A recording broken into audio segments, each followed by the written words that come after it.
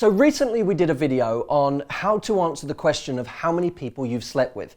And it was an interesting video because it's a tough question to answer for some people, especially in the slightly double standard driven world that we live in, where men don't want women to have slept with as many people as they have themselves slept with. So we decided we'd come up with a few answers for women. If you want to go find that, go see the last video.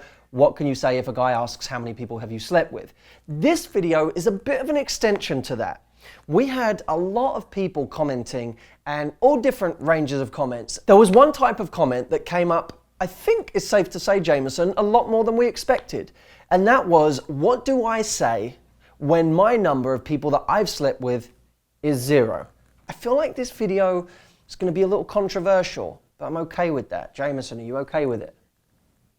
He's fine with it. He doesn't mind. I have committed myself to saving myself entirely for my future husband. It's not easy, but it's a gift that's worth saving. It's my promise to him now, even as a 30-something single. It is possible to do, it just requires commitment. What would you do in a situation where they ask, and I haven't slept with anyone before because I'm saving myself for marriage? I feel as though you can't really avoid the answer because there comes a point in relationships where he may want more. I too would like to know that, even if it is for non-religious reasons. I'm a virgin, but it's not for religious reasons. I'm in university and a lot of the relationships I see are short-term and based off the person they are having sex with for that month. What I find hard is when I'm on a date with a guy and when they ask me this question, I can't lie about me being a virgin, especially if it's only like 2 dates in and they're asking me this question. And when I'm honest with them, they get really turned off by it and I never see them again. Now, I'm a big believer in baggage is only as heavy as you make it.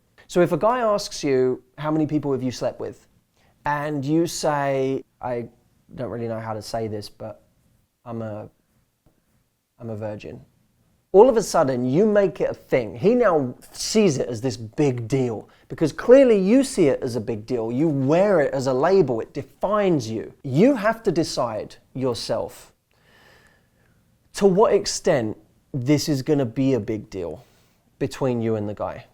For example, you can have someone who says, you know what, I haven't done it before because I haven't found someone that I really wanted to be that intimate with. And it's not that I have some big aversion to sex, I want to find someone great to have it with. That can be very endearing. Now, let's be real. I'm not saying that a lot of guys aren't gonna immediately have this reflex reaction of being scared of that scenario. The fact that you're a virgin will create reflex responses, but what will really define somebody's reaction is what your reasons are for being a virgin. And do you state them with confidence or do you state them with massive insecurity and baggage? This doesn't have to be this grand, momentous, mystical moment for you. I'm just going to say it right now. Your vagina is not your gift to the world. Right? This isn't like the best part about you and this is my thing to give. Like, who do I give my virginity to? You don't give your virginity to anyone. You have sex for the first time. That's it. There are many people watching this who have a sexual past, who have had sex. And for you guys, for how many of you was sex the first time your best time? In fact, you know what, that would be, Jameson, let's get people writing in the comments. Like, for how many of you did the first time just suck?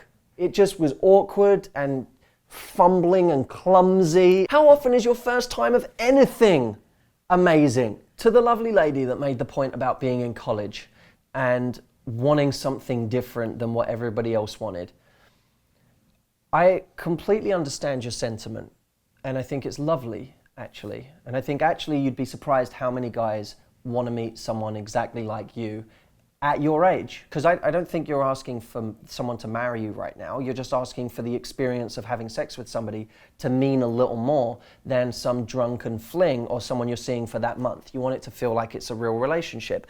Well, I think you'll find that there are plenty of guys who share that belief system, and it's nothing to do with being religious or needing to find the one. They just want a little more meaning too. I would be very careful about separating yourself from the pack as much as you have. We tend to see things too black and white sometimes. I think the reality of your situation is that you do want to have this experience. You just don't want to feel used in the process and you don't want to feel like it was meaningless. That's okay. There are plenty of those experiences to be had at university. So don't rule yourself out from it altogether. Whenever I'm addressing an issue that's as sensitive as this, my gauge is, if I had a sister, if I had a daughter, what would I want them to hear in a video like this? Because I know I wouldn't want them to hear, just go have sex with as many people as possible and don't value it. Which I hope you'll agree I haven't said at any point.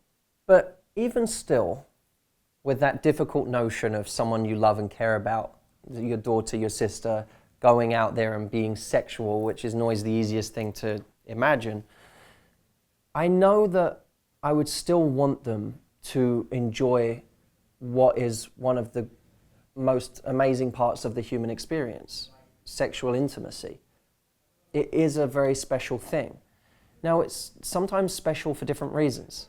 Sometimes it's special because it's this moment of connection that you have with someone that you haven't known for a long time, and that can be special in its own way. You know, we call it a hookup, and we have all sorts of words for it that degrade the experience, but actually a moment of passion with someone can be a really beautiful thing, even if it isn't lasting, even if it is transient. There's also the experience of being with someone you love and how special that moment of emotional connection can be. And that is its own unique and special experience. I'm not here to judge which experiences are right and wrong, because everyone has different beliefs on this spectrum. And I do think it's a beautiful thing to wait for somebody in certain contexts and to see it as a special thing with certain people. I don't think it's always as black and white as we like to see it. And I think too often there's a ridiculous and absurd amount of shame that comes with this area when there shouldn't be. We all do things over the course of our lifetimes that we do for experiences, but when we look back, we don't always agree with them ourselves, or we wouldn't always do it the exact same way, but we've done it. That's our past. That's who we are. And the same is true if you're a virgin right now. Your past is your past. That's what you've done up until now. But it doesn't have to define you, and it doesn't have to be this badge that you wear. It can be just a fact about you until this point. And it won't be a fact about you forever, because experiences will happen, and sometimes you might find that it's with the love of your life and you never have sex with anybody else.